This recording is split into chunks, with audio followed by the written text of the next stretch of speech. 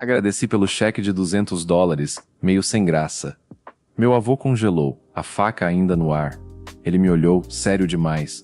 US$ 200? Eu te mandei $500 000. O cheiro de canela e peru assado deveria ser o perfume do conforto, mas naquela noite ele tinha o odor metálico de sangue e de uma armadilha prestes a fechar. Sabe aquela sensação de que sua vida é uma linha reta, monótona, e que nada de extraordinário jamais vai acontecer com você? Eu era esse cara.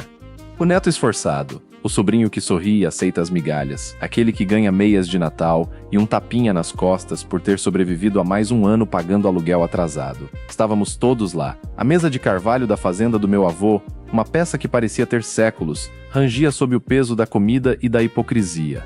À minha direita, o tio Silas, que faliu 3 empresas e ainda insistia em dar conselhos financeiros. À esquerda, Marcos, o primo prodígio que usava um relógio que custava mais que o meu carro e fazia questão de deixar o pulso bem à vista enquanto servia o vinho. Meu avô, o patriarca, estava na cabeceira, um homem que passou 40 anos trabalhando como carpinteiro e zelador de uma reserva florestal próxima.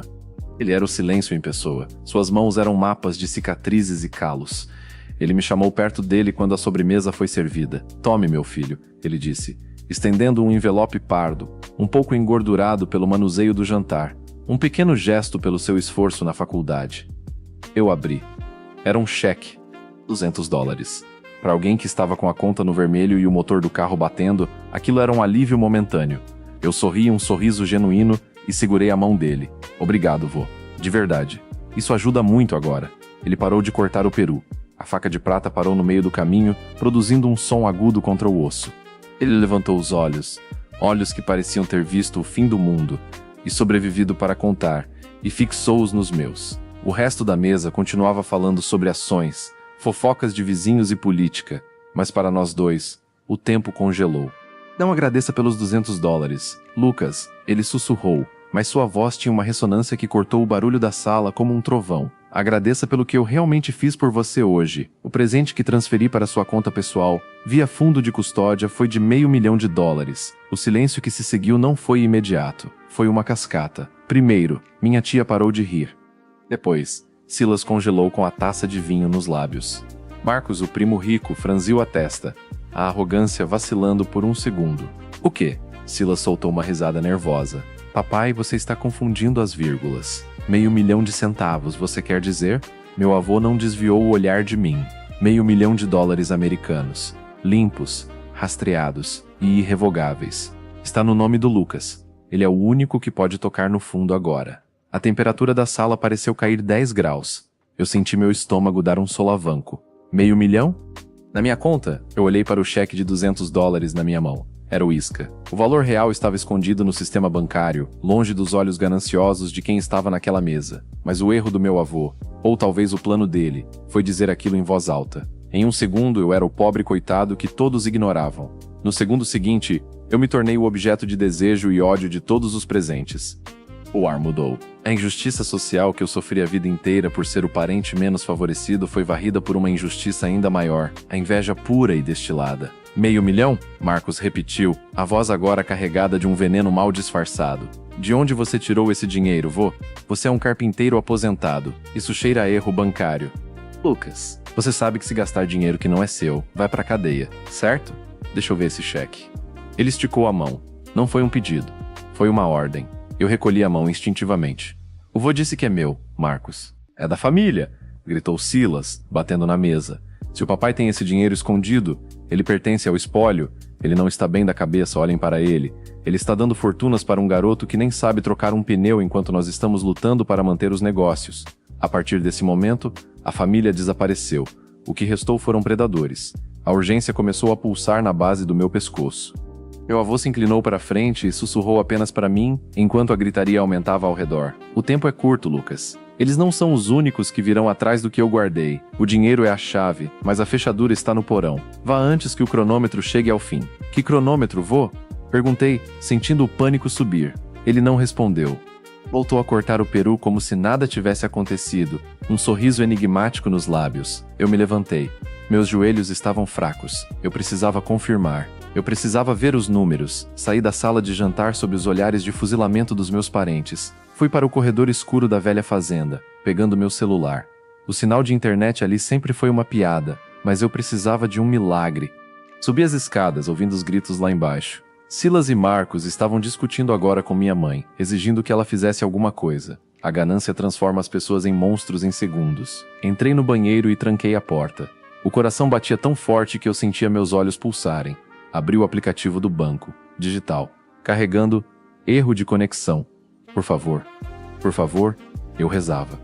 Tentei de novo. A barra de progresso avançou lentamente. 10%, 40%, 90%. A tela brilhou. Saldo total: 500 e 1.243. Eu quase desmaiei. Era real. Eu não era mais o Lucas que devia o cartão de crédito. Eu era um homem rico. Mas a recompensa gigante trouxe consigo um medo paralisante. De onde veio esse dinheiro? Meu avô nunca teve esse perfil. Ele morava em uma casa que caindo aos pedaços. Dirigia uma picape de 1990. De repente, ouvi passos pesados subindo a escada de madeira. Ranger, Ranger, Ranger. Não eram passos de quem estava preocupado. Eram passos determinados. Alguém parou do outro lado da porta do banheiro. Lucas, era a voz de Marcos. Tava calma demais. Abre a porta, cara. Vamos conversar. Eu posso te ajudar a gerir esse valor. Você sabe que o fisco vai cair matando em cima de você se você não tiver uma consultoria. Eu sou seu primo. Eu quero seu bem. Eu estou ocupado, Marcos. Me dá 5 minutos. Eu respondi, tentando manter a voz firme. Eu sei que você está com o celular na mão, Lucas. Eu sei que você viu o saldo. Mas escuta o que eu vou te dizer. Aquele dinheiro tem uma origem que você não quer conhecer. Se você ficar com ele, você herda o que vem junto. Abre a porta. Agora. O tom de ameaça era inegável. Ele tentou a maçaneta. Estava trancada. Ele forçou. O metal rangeu. Abre a porra da porta, Lucas. Silas gritou lá de baixo. Não pense que você vai sair dessa casa com o nosso patrimônio. A escada começou a ranger com mais peso. Mais pessoas estavam subindo. Minha própria família estava se transformando em uma horda de cobradores de dívidas. A injustiça de ver pessoas que eu amava se tornarem agressoras por causa de papel moeda me deu uma náusea profunda. Eu olhei para a pequena janela do banheiro. Era estreita, mas eu era magro. O lado de fora era uma queda de uns 4 metros direto sobre um canteiro de arbustos congelados. A neve caía lá fora, um véu branco que escondia os perigos da floresta ao redor da fazenda. Eu tinha 2 opções: abrir a porta e ser coagido a transferir o dinheiro, ou pular no desconhecido. A psicologia do tempo urgente agiu. Eu não pensei. Enfiei o celular no bolso, abri a janela e o ar gélido atingiu meu rosto como um tapa. Lucas! Um chute estrondoso atingiu a porta do banheiro. A madeira estalou. Eu me joguei. O impacto foi brutal. Os arbustos amorteceram a queda, mas os galhos secos cortaram meus braços e meu rosto. Rolei na neve, o frio queimando minha pele instantaneamente. Olhei para cima e vi a silhueta de Marcos na janela, a luz do banheiro criando uma aura sinistra ao redor dele. Ele não gritou. Ele apenas me encarou, e por um segundo, vi algo nos olhos dele que não era apenas ganância. Era conhecimento. Ele sabia o que estava acontecendo melhor do que eu. Eu corri. Meus sapatos de couro deslizavam na lama congelada. Eu não podia ir para o meu carro. Eles estariam esperando lá. Lembrei das palavras do meu avô. A fechadura está no porão. Mas o acesso ao porão por dentro da casa era impossível agora. Tinha que haver uma entrada externa. Contornei a casa, escondendo-me nas sombras. A adrenalina estava em um nível tão alto que eu não sentia mais o frio das roupas molhadas. Eu estava vivendo um thriller em tempo real. Cada estalo de galho parecia um tiro. Encontrei o antigo galpão de ferramentas do vovô. Ele ficava a uns 50 metros da casa principal, meio escondido por árvores de carvalho macabras. As luzes da casa estavam todas acesas, e eu via as sombras dos meus parentes correndo de um lado para o outro como baratas quando a luz se acende. Entrei no galpão. O cheiro de serragem e óleo de motor me atingiu, mas algo estava errado. O galpão estava limpo demais. As ferramentas de carpintaria que eu lembrava da infância não estavam lá. No centro do chão de cimento, havia um tapete industrial pesado. Eu o puxei, revelando um alçapão de aço reforçado com um teclado numérico. Um teclado numérico? Em um galpão de fazenda? A curiosidade extrema, alimentada pela recompensa gigante, me empurrou para frente. O que o vovô era, afinal? Tentei o óbvio, a data de nascimento dele. Errado. Tentei a minha data de nascimento. Bip. A luz ficou verde. O alçapão se abriu com um chiado hidráulico.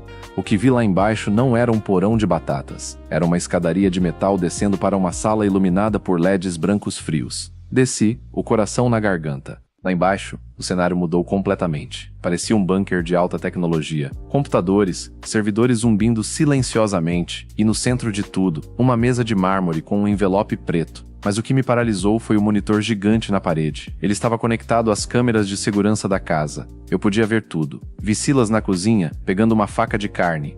Vi Marcos no meu quarto, revirando minhas coisas com uma fúria psicótica. E vi meu avô. Ele ainda estava na mesa. Mas agora, ele não estava cortando o peru. Ele estava olhando diretamente para a câmera, como se soubesse que eu estava ali, do outro lado da tela. Ele levantou um relógio de bolso e apontou para o mostrador. No canto da tela do computador, um cronômetro digital em vermelho sangue marcava. Timermont 2:15. 42 minutos. Abri o envelope preto na mesa. Dentro, havia um passaporte com o meu nome, mas com uma nacionalidade diferente. Havia chaves de um cofre e um mapa de uma região montanhosa na Suíça. E uma carta, escrita com a caligrafia firme do meu avô. Lucas, se você está lendo isso, a transferência de $500 mil foi concluída com sucesso. Mas você precisa entender a psicologia da traição. Eu não te dei esse dinheiro para você ser rico. Eu te dei esse dinheiro para você comprar sua liberdade. O que eu guardei por 40 anos para eles não pode mais ficar escondido. A família que você conhece não é sua família. São agentes de custódia que foram colocados aqui para garantir que o segredo nunca saísse desta fazenda. No momento em que eu transferi o dinheiro, eu quebrei o contrato. Eles têm ordens para eliminar qualquer vazamento. O cronômetro que você vê é o tempo até o protocolo de limpeza ser ativado. Você tem 40 minutos para sair do perímetro antes que esta casa, este galpão e tudo o que neles existe sejam reduzidos a cinzas. O $500 mil é o custo da sua nova identidade. Corra. Não olhe para trás. E pelo amor de Deus, não confie na sua mãe. Minha mãe, a mulher doce que me fez chocolate quente a vida inteira, olhei para o monitor. Minha mãe estava entrando no galpão de ferramentas. Ela não parecia confusa ou assustada. Ela segurava um radiocomunicador e uma pistola 9mm com silenciador. Ele entrou no alçapão, ela disse no rádio, a voz fria como o gelo lá fora. Vou descer para finalizar o contrato. Preparem o transporte para o velho. Ele vai precisar de um interrogatório severo antes da limpeza.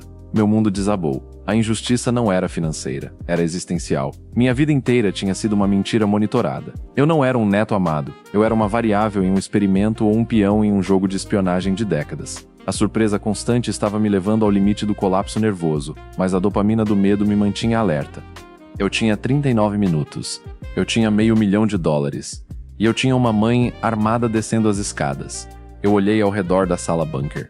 Precisava de uma arma. Precisava de uma saída. Foi quando vi, em um nicho na parede, algo que parecia deslocado.